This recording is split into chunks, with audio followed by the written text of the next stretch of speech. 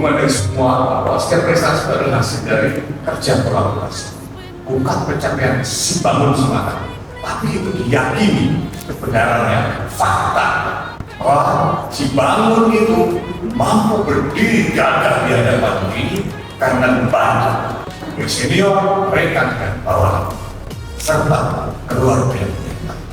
Akhirnya apa? Kerjasama, komunikasi harus setiap saat bisa dilakukan.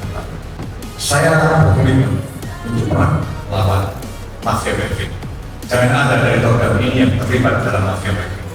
Saya berkomitmen untuk menerima prajurit baru yang memenuhi syarat. Tetapi kalau tidak memenuhi syarat, sudah kesempatan pertama saya untuk melengkapi supaya dia dipersiapkan bagi orang tua.